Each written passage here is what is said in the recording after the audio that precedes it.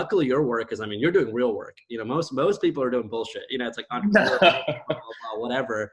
But no, you're doing like, I mean, you're doing God's work. You know what I mean? So it's I went to base camp. It took me 11 days. And it was probably one of the hardest things I've ever done in my entire life. and you're in good shape. Like you're in like I you was. work I out. was. I mean, I was in good shape. These guys didn't have a computer lab in their school. They were learning computers through books, dude, like a textbook. And they would say, "Look, that's what a start button looks like," you know. And we were like, "Oh God."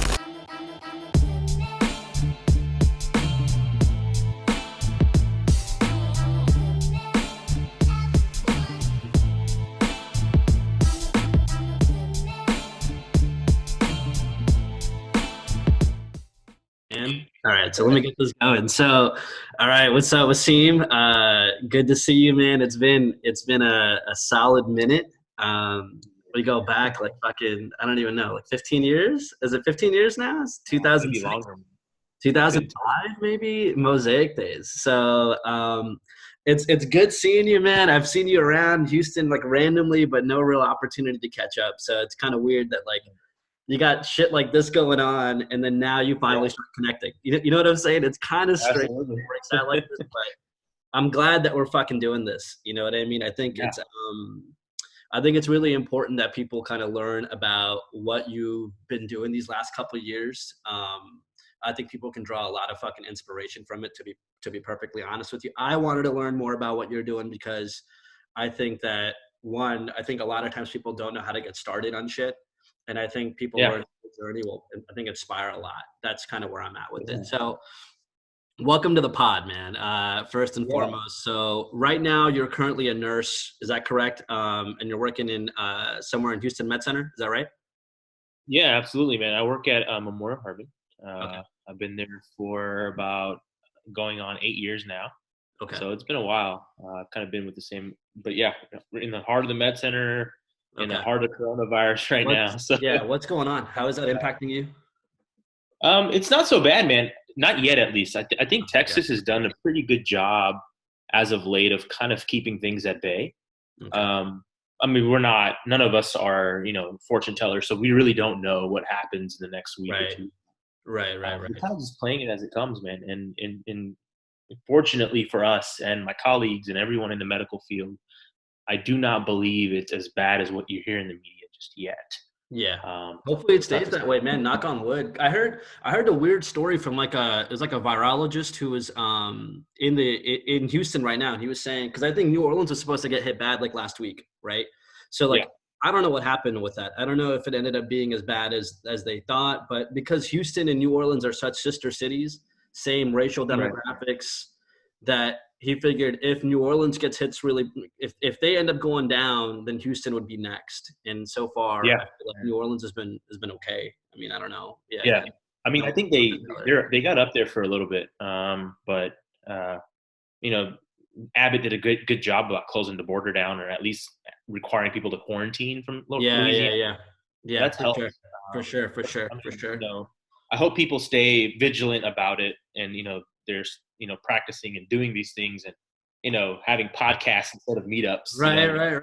All those things Yeah. matter. Yeah, for But sure. I mean, this is like the easiest era ever to launch a fucking podcast. That's like the funny part about this too. It's like you don't need good audio.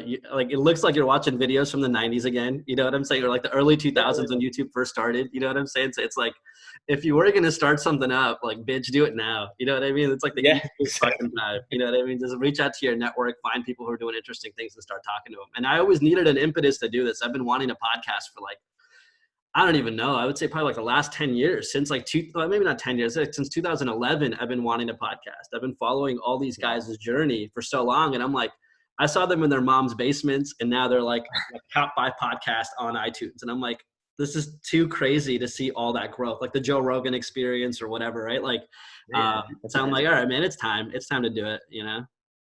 So right now you're glad. currently working on right now you like a big passion project of yours has been the next purpose. I see the Right. shirt looking very nice. Yeah, man. I was Man, actually doing DMT right walk us through what you guys are doing at the next purpose. where you're doing your work, how you kind of got started, and kind of like the genesis for that. Right. So I kind of got started in 2015. If you don't already know, they were hit by a pretty devastating earthquake, or a series of earthquakes over the extent of like 2 to 3 weeks. And it really crippled the country.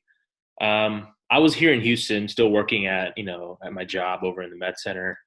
And for whatever reason, I had this dying urge to go for whatever reason. I couldn't even explain it to you. I can't put it into words, but I Yeah. knew I wanted to be there. And fortunately for me, I had a lot of connections within friends and family that knew people that were doing things over there, or doing a lot of medical relief in general.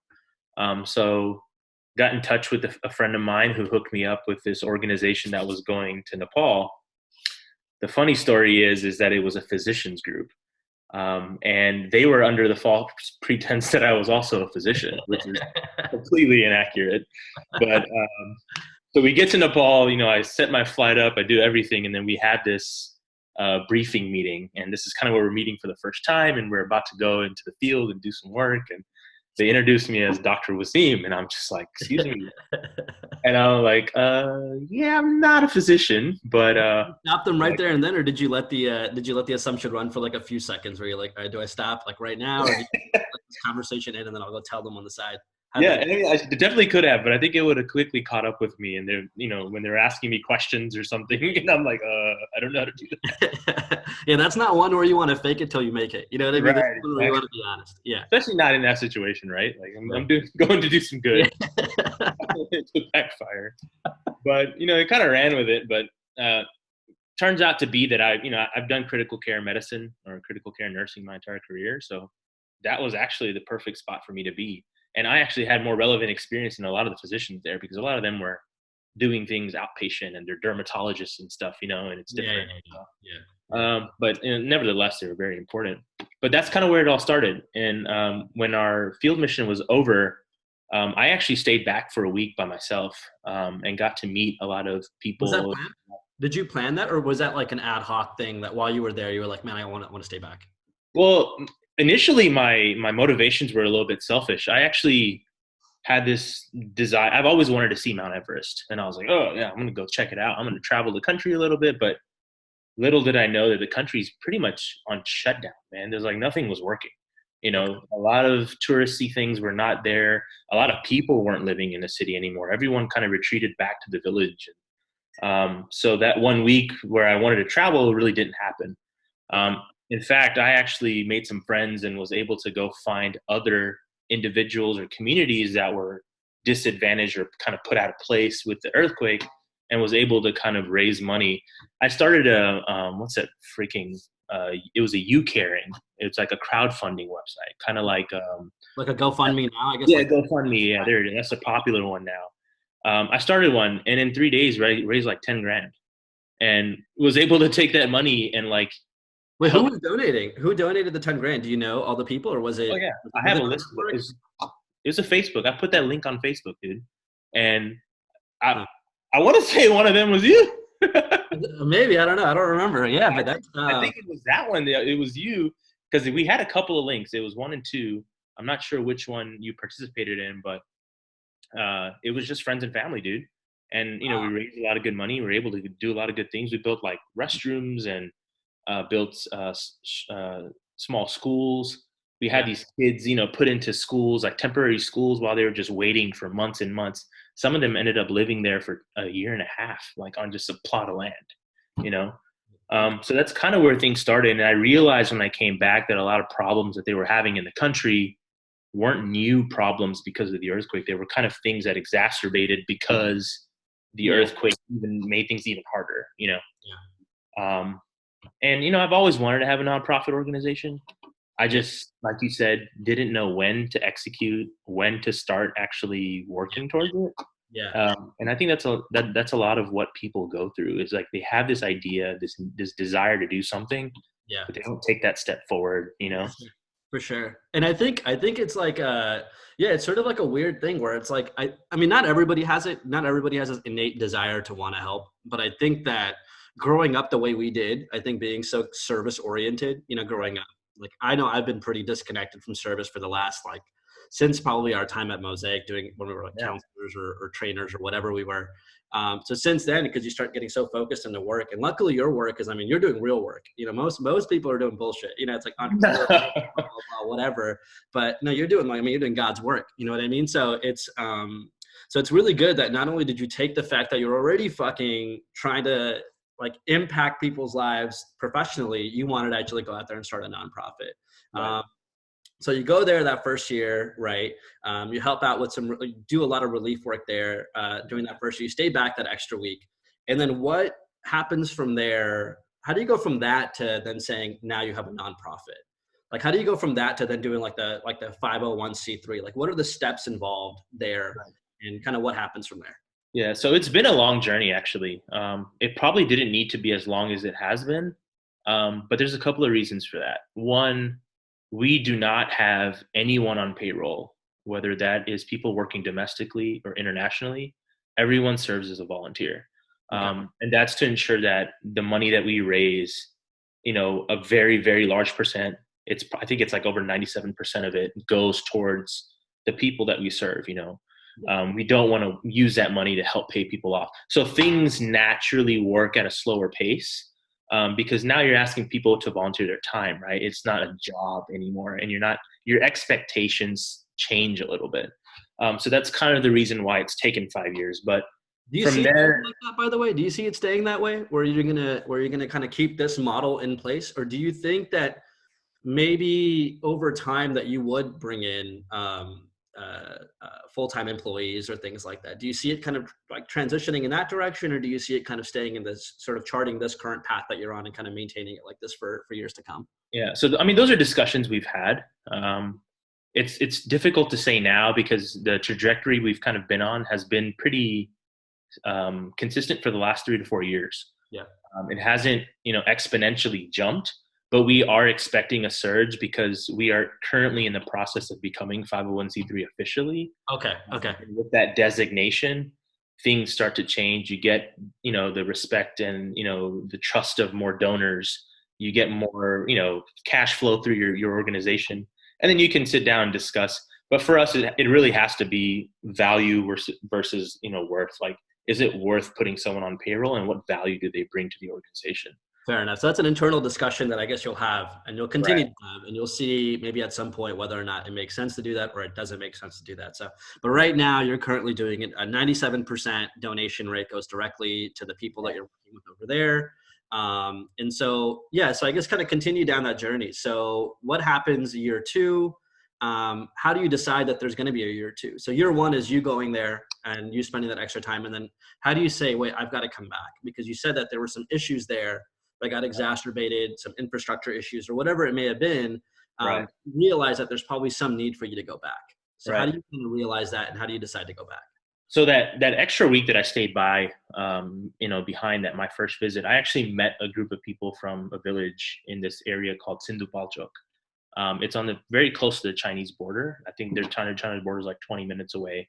But they were part of the groups of people that had to retreat to the city of Kathmandu because their village was just ransacked. It was done. So I got really close to people there. I have a really good friend. His name is Milan. He lives there. And he got me in touch with this group of people. It was like 200 to 300 people living on like a few acres of land. And I actually took a group of people just kind of off the whim. It was 3 volunteers. And we actually sat down with them and did health assessments. And we found out, like, prior to the earthquake, what were some things you were dealing with? Like, what's your family income? What are you doing with this income? How are you earning this income? Are your kids in school? What medical problems do you have right now? How do Are you you seeing a find out? doctor?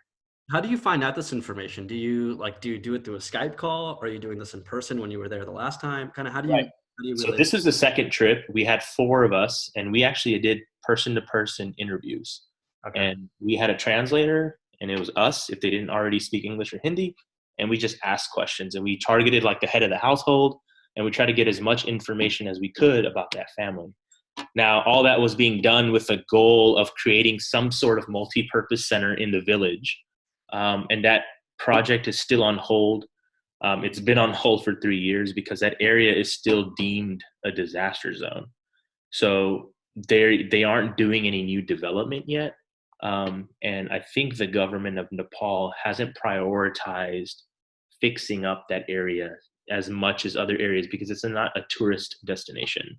So Oh, it's not that's a weird. So you're designated a disaster zone, but you see no new development because it's designated a disaster zone? right, right. Yeah, like we don't have the permission from the local or national government to put up any sort of new building establishment at all. So we've been kind of waiting for that, I guess, you know, flag to lift for us Yeah, to go in there and start building this building so yeah. we can serve that community, maybe bring doctors. We wanted to do telemedicine over there, Yeah. get doctors online. We had a great plan, but we kind of stopped shy just because we were, cut off right in the beginning in the planning stages. Yeah.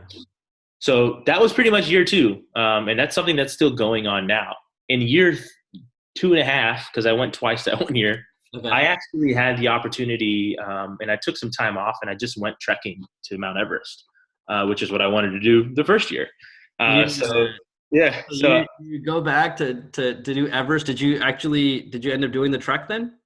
I did, I didn't finish. I didn't go to the top or anything. It wasn't a summit. It wasn't I wasn't trying to achieve that. I think it's crazy. I think you're absolutely fucking crazy if you try to do that shit. Yeah.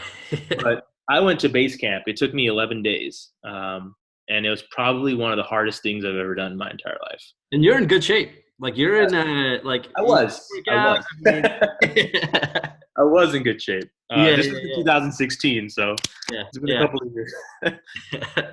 So I did this trek and, nearly freaking died on the way up there, but made it, came back, got awesome pictures, got really cool with my guide, like extremely cool with him, who he also does a lot of nonprofit work and he's Nepali.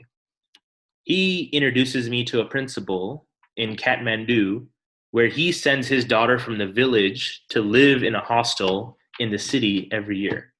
And he says he hasn't seen his daughter in 2 years now, right? Oh, Because it's such a hardship for him to get back. And wow. he says this principal at this school, like every summer, goes around to all the villages, to all the underserved populations, tries to convince parents to send their kids to Cool. his school to get education, and he does it for free.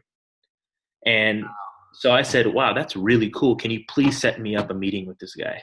And he Yeah, said, sure, you're going back to Kathmandu in 2 days. Meet him at this restaurant. You guys can talk. yeah. And that's where I met our principal. And that's the school we're working with now. This guy, 40% of his students are educated for free. They don't pay for books, tuition, boarding, nothing. And there's no sort of payback. There's no sort of loan, debt, nada for their parents. They Wow. get to school, they go all the way to the 10th standard, which is like kind of like graduating, high school in Nepal. And then he actually helps them take the next step for college as well. That's That's incredible. where, yeah, that's where TNP stepped in, man. And we said, how can we help you be a bigger resource for your students? Now, keep in mind, this guy is not a millionaire. I mean, he's a normal, everyday man. These guys didn't have a computer lab in their school. They were learning computers through books, dude, like a textbook.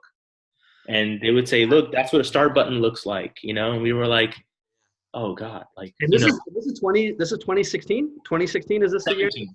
2016. 2017 was the first year we had our program. 2016 is when I'm learning about all this at a coffee shop in Kathmandu at like 99 degrees weather outside. And I'm just like blown away, That that's crazy because you were thinking about doing telemedicine in 2016, right? The year before. Right. So Yeah. clearly, like there's like an infrastructure lag there, right? Between like a Absolutely. desire to bring in this sort of technology or whatever, and then them still fucking learning. Yeah. Yeah, that's crazy. That's unheard of. So that's what happens is that everything is privatized. Even the school that we help out is a private school. But Yeah. what we fell in love with was our mission statement. To help the underserved communities of Nepal. There's a lot of wealthy people in Nepal. That can afford to send their kids to the top-notch schools, and everything always has that British heading. British School of Nepal, and it's like the best school there. And I'm just like, Yeah. why? Yeah. What's so different about this Yeah. school Yeah. compared to this school? So Right. our goal has been to help this school become as comparable to every other school, Yeah. and to give them the resources to be able to teach their students properly. So, we developed a whole computer. They have 8 computers now at this school. You know, Wow. we set Wow. up, a whole infrastructure for them in that computer lab. So now they get to have computer lessons there. We go in, last year we did virtual reality. We took Google Cardboard boxes and we all brought old iPhones. Yeah. And we taught Yeah. them about virtual reality, dude. And they were like blown away. They don't see stuff like this. Right. But, the craziest thing about that whole trip, though, and, we do the good work and blah, blah, blah, blah. And then I could talk for hours about that.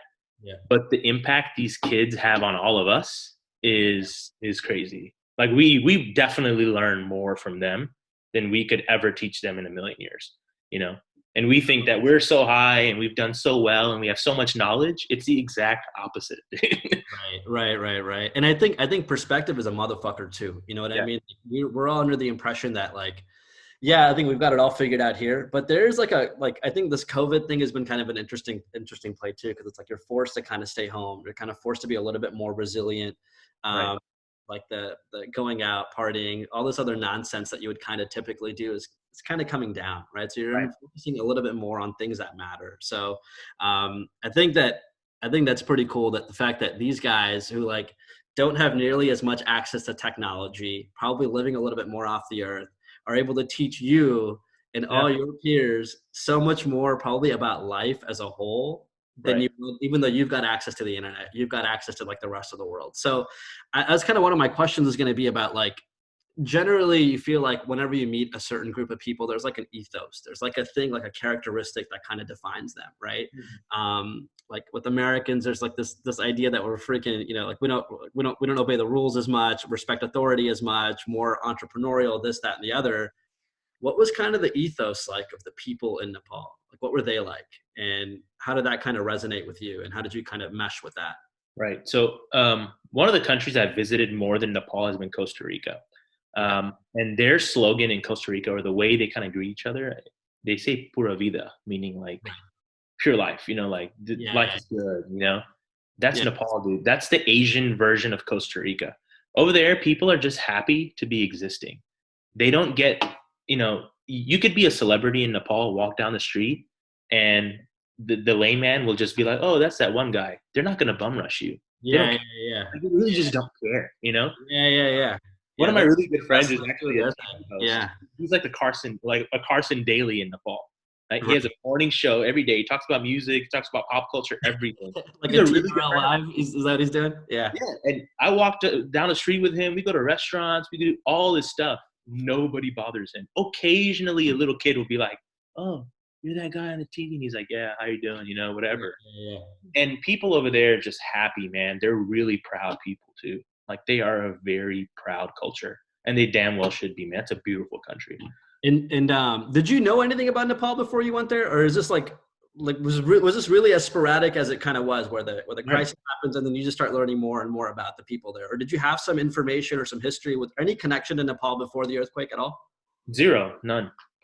The only thing I knew about Nepal was that Mount Everest was there, and Yeah. That's I yeah. thought It's that close to I China. could be anywhere. I Yeah. could be anywhere in the country and I could see the mountain, and Yeah. that's completely wrong. Like, you can't see it Yeah, from any. yeah. Fair enough. Fair enough. I guess now today you guys are primarily dealing with that school, right? And is that so? That's in Kathmandu. I think I had read somewhere on your website about the city. Is it? I don't know if it's a city or a location. I don't even know how to pronounce it, man. It's like Tirupati, I think is what it's called. That's the school's name, yeah. Oh, that's the school's name. Okay. Right, And that's right. and that's the school that you're primarily working with. So now you guys go back how often? Like what's the plan? Is it once a year, twice a year? What's kind of the It's like been once a year. We've been trying to start up like a administrative trip too, where yeah. our VP and some of our other individuals, our PR folks, can come and we can do some administrative work. And then we take volunteers once a year. That was supposed to happen in June, but of Okay. course, with everything going on, 2 months away now. So yeah, what are you thinking? nah, it's not going to happen. We've already canceled the trip. Okay. Okay. Yeah, we've been growing every year. We had 14 volunteers lined up this summer, and we had to tell them about a month and a half ago that the whole thing was on hold and we were canceling, and we might think about doing it in the wintertime, Okay. which probably end up won't happening again. Um, But we were actually really, really excited to start up a new program this summer. In addition to Tirupati School, Yeah. we were working with a school called PAMS. It's called the Prisoners Assistance Mission School. So in Nepal, the social welfare system isn't as, I guess, isn't as developed, Yeah. as Yeah. most countries. So if your parents, both of your parents, commit a crime and they have to serve time, Yeah. you as a minor have to go to prison with them. So you pretty much, yeah, you The pretty fuck? much, yeah, you move in Okay. with them, you get the same rations, you get the same, recreational time, all that, and you Is don't it? get an execution. Do you know if they're doing that because they don't have the welfare state to be able to support that kid on their own, or is it because they think that there's like a genetic predisposition that this kid is also going to commit a crime? Do you know if there's like a rationale for why they're doing that? I would hope it's the former. Yeah, Uh, 'cause in the U.S. it used to be the other way around. In the yeah. U.S. and I think in like the 50s and 60s, I think if you were like I think in Oklahoma they would do forced sterilizations in prisons for certain like killers or serial killers or whatever because Oh. they thought it was a predisposition to crime. Yeah, as I'm hoping they're like we're past that at least. But yeah, I mean if they don't have the welfare state to support the kid, I mean Right. what do they do, right? Right. So that's where PAMS came in. I believe it started in 1993. I'm not so good about the history. There is a very notable author in Nepal who saw this as a problem. Yeah. And she went to the government and was able to like pretty much negotiate the release of these minors. So she created a school, kind of like a boarding home, hostel kind of concept where she took in these kids, she fostered them from the time until they were, from the time she got them till 18 years of age, put them to school, found local schools in the area, and kind of ran these homes. There's over like a dozen of these homes now in Nepal. So PAMS it was also a recommendation to our organization from friends there that also needs help. And of course, these guys are nonprofit, right? So they don't always have the best resources. Oddly enough, the specific school we're working with has like a volunteer judo instructor that comes to the school twice a week, and has been working with these kids for years. These guys last summer went to, I believe, Indonesia, and they represented Nepal in the Junior Olympics in judo. Oh wow. Talking about kids who were just in prison 5 to 6 years ago with their parents are now representing their country in Junior Olympics. Like, That's incredible. insane. That's Yeah. incredible, man.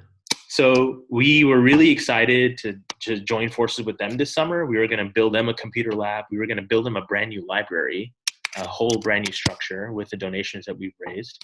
And we were supposed to go there to kind of lay out the foundation for it, look at some blueprints and stuff, look at the contracting documents, see what's going on. But of course, it's been on hold for the time being. But we're going to get to it, and I promise you that. No, that's an amazing initiative. So, do you guys like so these guys that we're representing in judo now? So, is that like the initiative now is to kind of teach these kids like a martial art or something like that? So, like they're no longer so that they're like have like a hobby, a passion outside of like whatever they've already obviously experienced. Is that like what was the rationale behind the like, finding that guy to come and teach these kids judo?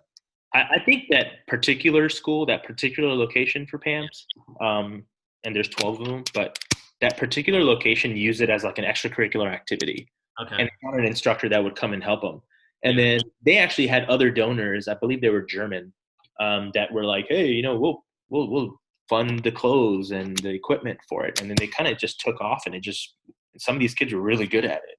Yeah. And the Yeah. instructor was like, dude, like, let's take you to qualifiers and all that. And it just kind of went. Yeah. Um, but most of the schools have contracts with the police department in Nepal.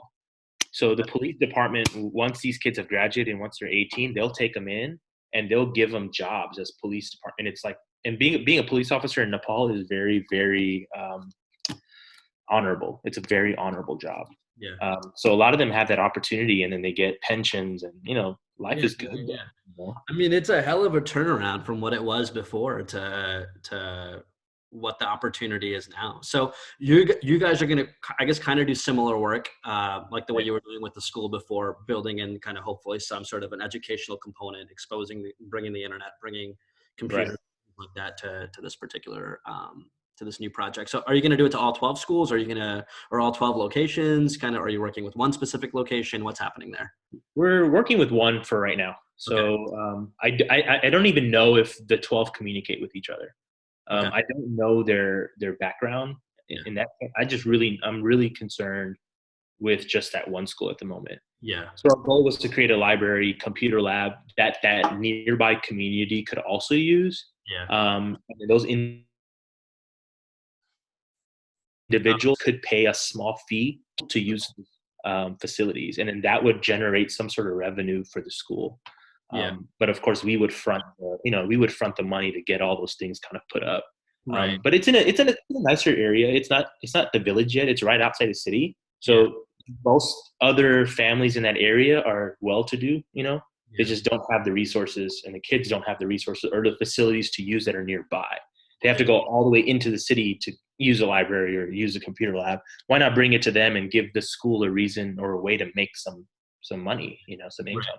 Right. No, for sure, man. So I think at this point now, I mean, a lot of this is sort of based on a lot of the work that you guys are doing is based on people obviously dedicating a ton of time. How much of your time is going to this? Like on a week? Is it like a weekly thing? Is it something that you're focusing on like every couple of days? Is it taking Right. up? How much time is it taking up for you? So initially it was a lot, man. I was probably putting in 40 to 50 hours a week doing stuff like this. So it was like my good fortune is that I'm a nurse and I only have to work 3 days a week. Okay. 12-hour shifts. So I have 4 days a week to do other things, Yeah. So I was able to do that. But I've been really, really, really lucky to have a solid group of people now. Yeah. From my VP, Junaid Momin, I think you know who. Hey, shout out to Junaid, of course. Yeah, I know Junaid. I've got a great PR manager who's been there from the beginning, Ruhi Momin. She's from Houston. I got really good HR folks now, Unjia. We got great program leads in Naya. I got a great events manager, my wife, Yeah. So Well, congrats. Recently got married too, right? Yeah. Yeah, congrats on that, man. Yeah. But it's been crazy because I don't really do that much anymore. Really quietly Is because it getting set it and forget it now? Is that like not forget it obviously, but now it's like at least the lead time prep work leading into it has gotten a little bit easier. Right. But now it's just actually like getting there and actually doing the work now, right? Yeah, I mean, compared to our first trip, man, I was like creating volunteer manuals and emailing people and getting flight information. And our HR per Unjia, she knocked all that out this year. Wow. She edited stuff, sent emails, did interviews. Like that's is such a pain, right? But she did it. This is interviews for volunteers? Is this interviews for volunteers that you guys would potentially bring on? Okay. Yeah. So we get like 30 to 40 applications every summer. And how many are you taking typically? So 14 was our max this year, and we want to take more. But why is the max? What's the hold up on not being able to take, let's say, all 30? So a lot of it's safety related. I try to get all the volunteers in one area. So we rent out an apartment complex. It has like 7 units. And we just pair people up. But if I were to take more than 14 people, I would have to look into other places that could house more people, and then logistically it's a little bit more difficult. We all kind of jump in one van and make our trips together. It's just hard, right? Like, and the more people that come, and Junaid's been twice or 3 times now, so he could navigate on his own. So before it was like me and 8 other people who had never been there. Right. So he was asking me questions like, "Oh, how is this cheap?" Or what's currency? Like now, it's like I have other people to deflect to and say like, right. And that's, I guess, the one good thing about doing it for year over year. Like logistically, it starts to get a little bit easier, right? That first year is a fucking nightmare. Let you do it on your own, and then the second year was really difficult, right? That's like the first year you had volunteers coming in with you. Right. So yeah, the first year was in the wintertime, and the place we were staying at didn't even have electricity, so it was like cold as heck. I was like, this is not gonna work. Right. I had to go and like check us into like a 3-star hotel for 2 weeks, instead. But now, dude, it's one email. It's like transportation's ready. One email, the apartment's booked out, and they know we come every year, man. So they don't even book anyone else. Nice, man. That's awesome. That's good that you guys have fostered that relationship with them. I guess another kind of developmental organizational question that I think if anybody was trying to do something like this, so one, I think For me, it seems like a lot of it's just getting out there and just fucking trying things. So you had this random conversation with this random guy who was on a tour guide with you, who kind of connected Right. you to somebody else. And that Right. kind of shifted what you were going to be doing while you were there, right? So that kind of said, okay, this gives you more direction in working with Tirupati and working with that school. Um, so one, just kind of getting the fuck out there and just trying to talk to somebody locally and trying to learn more about how you want to help, offering your services, and then connecting with somebody who maybe already has a little bit of experience doing that. And then two, doing it enough times where you start, it just gets easier, right? The more you do it, the easier it becomes, right? Um, Absolutely. yeah. So the other component is actually getting people to volunteer and getting people to commit and to kind of join your team. You said your team is super, super important. So how did you develop that? So year one, year two, how did you Yeah. get people to kind of participate with you? And then how did you kind of bake it in now where you've got all these people that are sort of committed? You've got a VP now. I don't think you had a Right. VP, 4 years ago, right? So how did that Yeah. kind of organizational structure get created? So, I mean, of course, I started alone. My PR manager, Ruhi, was actually the first person that I recruited. Okay. I recruited her after I spoke at UT at a student's like a conference or something. Yeah. And she actually came to dinner with one of the people that were there afterwards. And she was like, "Oh, what, and I've known Ruhi." And she's like, "Well, what are you doing in Austin?" And she was working at the time in Austin. And I was like, I started talking. Finds out she does PR professionally. And Okay. I'm like, what do you, how much spare time you got? Yeah. Yeah. Then you got 40 hours a week that you can maybe commit to something like that. Right? But dude, like, she came on board and transformed everything. Like, my Instagram looked like a 4-year-old put it together. Like, it was horrible. And now, if you look at it, it has substance. There is continuity in there. There's Yeah, yeah, quality in there. yeah, Before, it was like a picture I took from my iPhone 3S and I yeah, posted yeah, on an Instagram page. She's done wonders. But yeah, it started with her, and then everyone else has been volunteers that we've seen potential in, and that we've said, look, we need this. It's something that we need help with. Are you interested in doing this? Like, our HR person, she's a great people person. And I said, you would be perfect for this. yeah, You're coachable, you have the right tone, you know how to talk to folks. What yeah, do you say? And then of course Junaid, my VP, is an old buddy of mine. And I know, and you've served with him as well. His service background is amazing. And I couldn't probably think of somebody who I would, any better than him to be along on this trip and journey with me. So yeah, um, volunteers wise, man, like, they just come. yeah, And Facebook has been awesome, and word of mouth has been awesome. yeah, Um, for us, it's we sell an experience. yeah, So our product is our experience. Our product is the people we work with. yeah, Everyone that comes back, they all want to come back again. But yeah, we yeah, try to open it up to as many new applicants as we can yeah, to help those people get that experience as well, and to see like what Nepal has to offer. Because yeah, sometimes I think it's overshadowed. It's overshadowed by India. It's overshadowed by China. for sure, for Man, sure. like, Jesus, it's beautiful, man. And I would highly recommend. And anyone listening to your podcast, even if you don't want to come with us, Yeah, you yeah, want to just travel the country, hit me up, man. I know everyone in that place and can yeah, put yeah. together an awesome package for you. Right, right, right. So I guess now, man, it's like, okay, so you've got the team, you've luckily got connection to local resources, you started meeting the right people there. You started seeing that there was a gap in like the technology or whatever, and you said, hey, I think we can introduce some of this stuff, or like Right. education or literature or whatever it was, right? So you're like, okay, I think I bring this in. So you found your value, you found your purpose there, right? So you found a way to contribute. I guess the next thing now is like securing money, right? So securing funding. So what has that process been like for you? I guess kind of end to end. Again, kind of go from the beginning to where you first started to kind of ask for money, where you started doing that, and then what is that process like today? Yeah. So, I mean, like I said, in the beginning, it was a GoFundMe type platform. And, we started with just raising money through a link, and it went viral. And I Yeah. woke up one morning in Nepal, and it was midnight or 1 o'clock here. And there's $10,000 in my account. And I'm like, what the heck is going on? So, Yeah. I was able to do a lot more than I planned to do. So that Yeah. was cool. Yeah. Our platform currently is still very similar. So we are able to have GoFundMe's, and we do it right before our trip. Yeah. And we have specific projects that we say that we're going to use that money towards now. Before it was kind of like a general kind of crowdfund kind of thing. Now we have specific projects that we lead to. We set up tin cans at like different businesses. So my mother-in-law, she has like a hair salon business. She put up a tin can, like a little coffee can. It had like our sticker and our, our Yeah, yeah, website, yeah. whatever. She Yeah, raised over like $1,700 in like a matter of a week with just people just dropping in cash. yeah, So yeah, yeah. it's been awesome. And fortunately for us, like our community of people, are really just awesome, man. And people come together and they ask questions and they say, "What do you guys need? Yeah, Do you guys need?"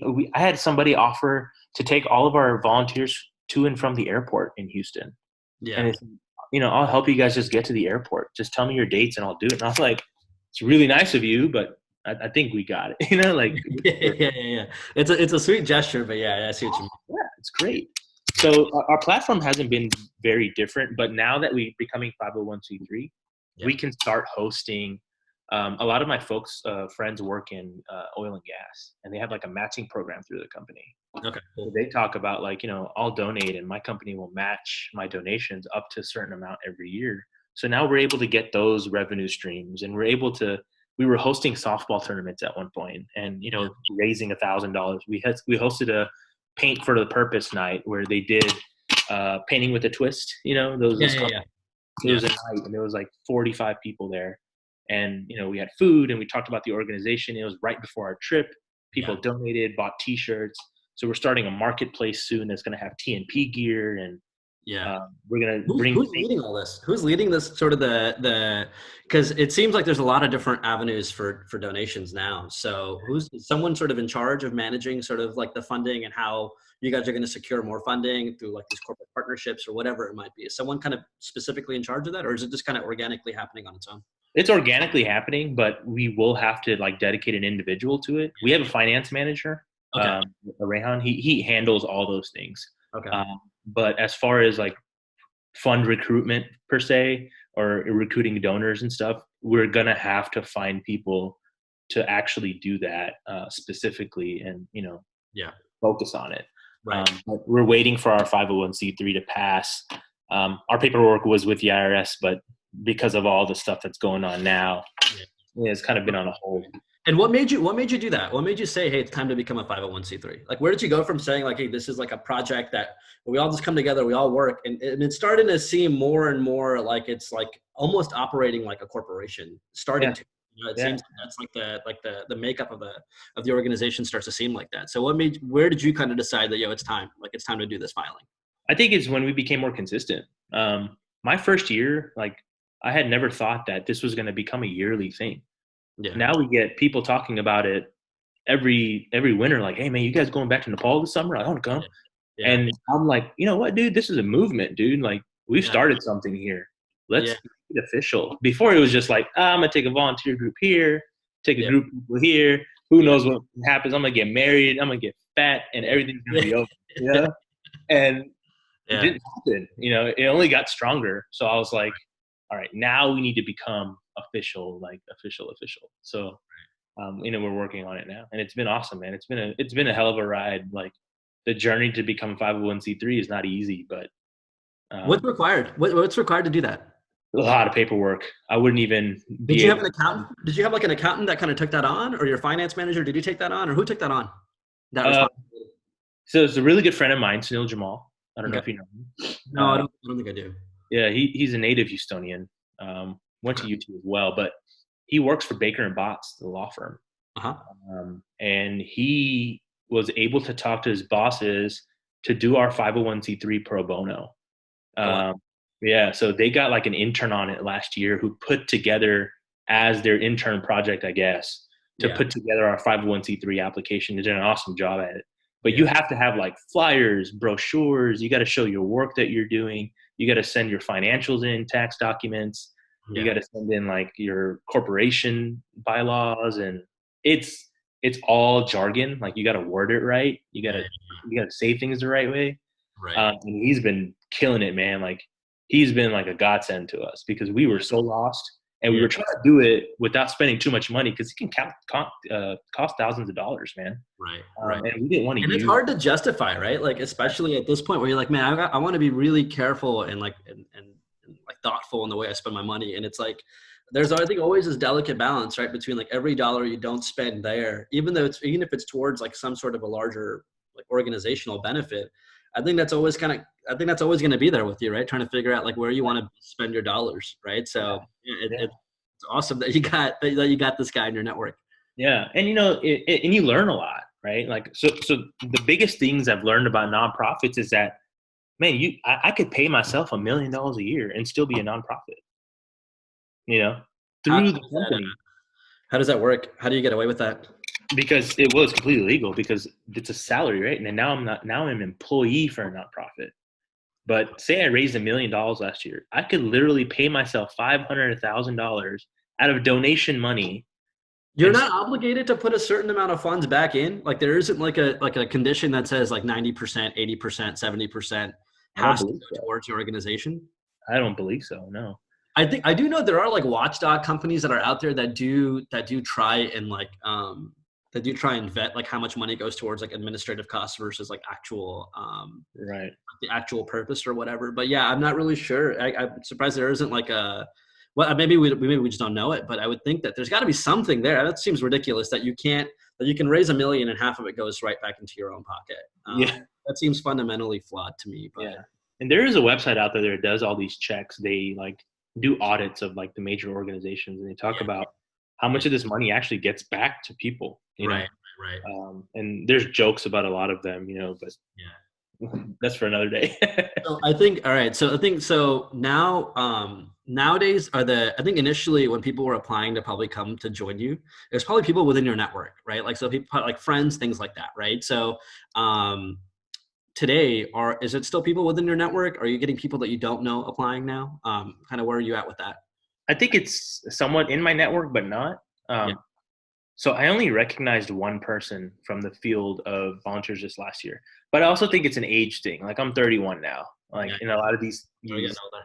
Yeah. yeah, these little kiddos are like 21, 22. So Yeah. like Yeah. I've got a decade on them. So maybe I just don't know them because of the age difference. But Yeah. yeah, it's a lot of people that like know people that have been previously or saw our shout outs on Facebook or one of our volunteers, her younger sister's coming or wanted to come this summer. Yeah. Yeah.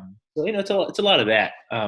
So I I guess will. it's you, right? Like it's you kind of start off within your own network, you start reaching out to people directly, or they start reaching out to you, and then after that, it just kind of becomes a thing. So to me, it seems like the first fucking thing that you have to do is just start. You know, Right. you have to have some purpose that you want to like go after, and then Right. just put it out there and see who's kind of interested. Reach out to your network, see if you can get them involved, and then over time, it will just kind of get bigger and bigger Yeah. and bigger, right? And that's the crazy part. It's like I don't always tell everyone this, but for the sake of this podcast, a lot of people in the beginning were like, "Man, we wish we could do what you do." Man, we wish this, we wish that, and I'm like, "Oh yeah, it'll come to you one day." That's the politically correct answer. Yeah. I'm willing to on your podcast tell you. In my head, I'm like, "But you fucking can," Right. like Right. it's a fucking choice. You know what I'm saying? Like, just go do it. Like, Right. does that mean you get to take 50 vacations a year? Maybe not, right? But how much does it matter to you? Yeah. And where do you prioritize that? And if it's priority to you, then do it. If it's not, it's not wrong or you're not at fault for doing that. It's just not priority for you. You Right. know, there's so many people that want to do this, but like are starting families now or are in business right now or going to school, Yeah. and that's fine, But if you really want to do it, and Yeah. you actually it's a passion of yours and it's priority, then go fucking do it. Stop making excuses, man. That applies to like everything in life. Yeah. I heard the Jordan when he was doing the tribute for I think when he was doing the tribute for Kobe, he was like, if you really want ice cream, like you'll go get ice cream. Like, when you really want something, you'll find a way. Like when it's like something unhealthy or something bad or whatever, right? Like you won't make an Right. excuse for it. You'll just fucking go do it. You know what I mean? Like Yeah. even when it's something bad or whatever. So you kind of flip the switch on the things that you are passionate about, and maybe same thing. Just go and fucking do it. Just do it. Yeah, man. Like, you don't need a reason to go do something you want to do. Yeah, And if yeah, you make excuses to do that, right. you really didn't care about it to begin with. You know True. what I'm saying? True. True. Um, so No, that's that's sound, man. I think that's fucking really important. And I think that there is also a good value in the people that do go out and do it. So like the thing that you're doing right now, I think the good thing is like it does make it a little bit easier. So in the event that you don't want to go start up your own organization, you don't want to go through the 501c3 filing, you don't want to spend 5 years or 3 years or whatever. I mean, I think you can do it. I think if you've got a passion project, you should absolutely pursue it. And I think your conversation is telling people like, hey, listen, man, you don't know what this the next like the core purpose of what you're doing there gets started really from a random trip that you weren't necessarily planning. Then it gets from a hike, effectively right, meeting the right guy on a hike. You know what I'm right, saying? right, right, You planned for that. It just happened because you put yourself in those positions out there. You know what I'm right. saying? Yeah. uh, And to go along with what you're saying, and the last piece of this organization that we don't really market as much just yet. So the name, the next purpose, comes with the intent that we are an open forum organization. So if Imran Kishwani is like, damn, dude, like I really want to go help giraffes, just as an example, I want to go really help giraffes in Africa. I'm Like sure that's they my can use the help, I passion. guess. Yeah, I Yeah. would. Yeah, I fucking, really want to go help giraffes in Africa, but I don't have the time to become a 501c3. I don't have the time to find a team. I don't have the time to build a website, blah, blah, blah, blah, blah. yeah, You can come to the next purpose and say, Wasim, here's my proposal. This is what I want to do.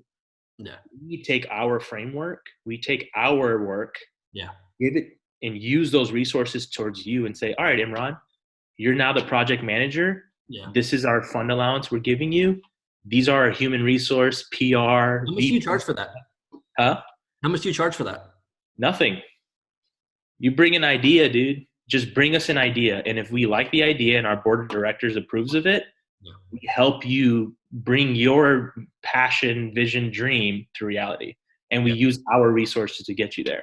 And you are the project manager of that project. You are still the focal point of it. You're just using what we've worked on in the last 5 years to get there. yeah. And I think again, that's what I think people need to know that if you don't feel comfortable setting up the framework yourself, if you feel like, man, maybe I might have missed the boat, maybe I'm a little too old to go and start something, or maybe I'm too young and too inexperienced to go start something. I Right. think it's really good that you're taking your experience and kind of creating that framework it's like a house, you can kind of build on Right. top of. And Right. so has anyone reached out to you so far? Are there any organizations that you're about to kind of currently, or people that you're about to kind of partner up with on something kind of different and unrelated to maybe what you're doing in Nepal right now? Or is it still Nepal centric right now? Yeah. So we had some like low level talks with people in Zambia. This was about a year and a half ago. It was actually a lady that was working with orphans in Zambia that were diagnosed with HIV and AIDS, and they were kind of just like left to die, by their families. Yeah. And they've created this orphanage that like took all these kids in. Um, we try to talk down, try to talk figures and logistics and all that, and a lot of it didn't make sense for us. Yeah. But it was good to know that people um, use this as like an avenue and said like, hey, these people might be willing to help us. Right. How can we talk to them and kind of get things set up? Yeah. But other than that, not really. So we haven't really, of course, marketed it as much as we need to. And it's mostly because we want to become 501c3 first Yeah. and be able to have that trust. Yeah. Hence why we're taking so many projects in Nepal is because I'm comfortable with that. Yeah. You know it. Yeah. Now you know it. Yeah. Yeah. So I'm going with it and running with it. Yeah. But if tomorrow, I actually take that back. We're actually working with a group in Pakistan, supposedly supposed to happen this past summer. But are you familiar with the Khwaja Welfare Association? You can look them up on Facebook. No, no, I'm not. They do a lot of good work in like Sindh, Pakistan, Okay. and they want to build a school, but are kind of lost as to how to set things up. And Yeah. they've seen our work in Nepal, and they've asked to partner up with us. So that's definitely something that we're looking forward to. Yeah. Totally That's a slipped my cool mind. network effect, man. Yeah. Yeah, That's an totally incredible slipped my mind. created. Right, it totally slipped my mind because we haven't had that strategy meeting with them yet. Yeah. So Yeah. Yeah. I was like, oh crap, they approached us like 3 weeks ago. Right. Right. Right. So So in the event, okay, so I guess two things now. One is how someone gets a hold of you guys, whether it's for their own project or whether it's to participate and to kind of work with the Next Purpose now, or whether it's Next Purpose or whenever you guys do the PAMs, working with PAMs. right. Um, how do they kind of get involved, and how do they contact you guys? So the best way to kind of learn about what we do is to visit our Facebook and our Instagram. It's just the Next Purpose. Okay. You can find us on both of those social media So platforms. I'm on the page now. Are you able to see my screen, by the way? Yeah, I am actually. Okay, Yeah. cool. So this is the Facebook page here, right? Right. So we put up a lot of information. Like, see, these are all videos of like our Yeah. volunteer applications, and we were kind of shooting out this high level kind of PR stuff that our PR wizard was able to crop up. Yeah. You can also follow the Instagram that has a lot of updates. We during our trips, our Instagram is like on fire every day because we have so many updates, especially when we're in country. Yeah. But if you just have general questions, the best thing you can do is either message us on that Facebook platform or just email us at admin@thenextpurpose.org. Okay. That kind of goes to our administrative board, and somebody will be able to follow up and answer questions. Of course, we have a website, thenextpurpose.org, but it's still under Yeah. construction. So Let me see if are you able to see it on here, by the way? I have it. I think I I have am. it as well. Yeah. Okay, cool. Yeah. So a lot of things, a lot of widgets and stuff don't work just yet because we're still working with it. Okay. So it's probably not the best avenue to reach us out yet. So Okay. the email, Facebook, or Instagram are usually what we kind of use, and I think that's what people are moving towards is that social media kind of way to communicate. Right, right, right, right. Whereas Uh, they're static pages. so I think there's like obviously a ton of ways to get a hold of you, and to participate in kind of what you guys are working on right now, man. I think it's incredible, and I don't think you could have imagined 5 years ago that it would turn into this, right? No, not at all. Yeah, yeah, yeah. Not at Do you all. see this ever becoming like a full-time thing for you, where you end up saying that this is kind of what I'm going to run and this is going to be my thing, or do you still see it kind of staying the way it is, kind of again like the trajectory being kind of similar, so like the growth rate that you've kind of experienced so far? Right. So, I mean, I've been trying to work on that. So, from a personal side, I've been like opening business and stuff. Yeah, So, I'm trying to become more relatively passive. I mean, still work, but trying to become passive in a sense where I can kind of disappear for 2 to 3 months and just be in Nepal and kind of just get things done and not have to be, I yeah, guess, dedicated to my job as a nurse. I yeah, love being a nurse, don't get me wrong, but yeah, I want to dedicate my time here. yeah. But of course, the finances have to make sense as well. So No, for sure, for sure. And I guess the last question that I had for you was on sort of like on a personal note.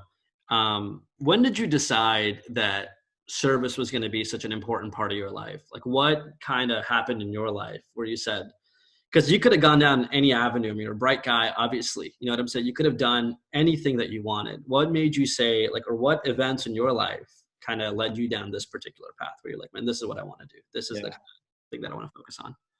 I would like to give a lot of credit to kind of how you mentioned how we grew up, man. I think just being in that community and our community of service definitely makes a lot of impact on you as a child.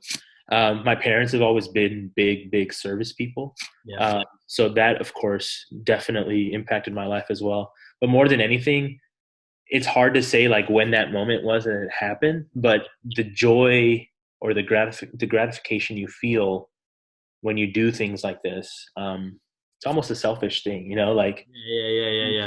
there's a hint of selfishness to it because it brings you gratification, hence you do it. It's like soul cleansing, I would imagine, right? Yeah, and it's really rewarding. And I realized when I was like out professionally, like making money and stuff and doing that, it doesn't bring as much happiness as Yeah. doing like I'm so much happier doing TNP work than Yeah. going to work and making money. Like, Yeah. and it's there not because I love my job, but the gratification you get from it and the effect, like you build a legacy when you do things like this. Yeah. You can make all the money in the world, man, and 100%, man. you'll 100%. only help your family, right? Like this builds a legacy for you, the people around you, the people working with you, the people who benefit from you. Right. You can change lives with the snap of a finger, man, For and sure. that's what NP I think has done for a lot of kids.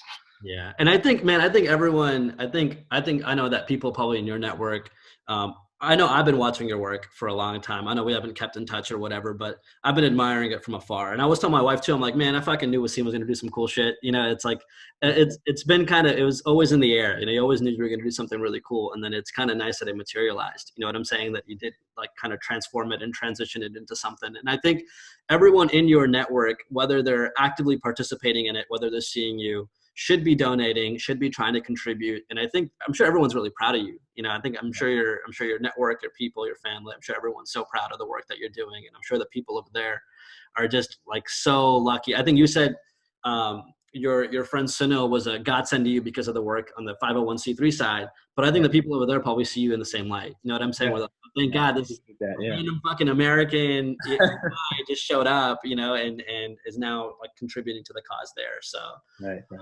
yeah, keep up the awesome work, man. I think Thank you, man. Yeah, we can all learn a lot from this for sure. yeah, for sure, man. Thank you for everything, dude. It's been really nice Yeah, chatting with you and yeah, no doubt, man, thank no you. doubt, Yeah. no doubt. So if people haven't donated already, obviously, fucking click on that Facebook page. Find and do they donate through Facebook or do they donate through the website directly?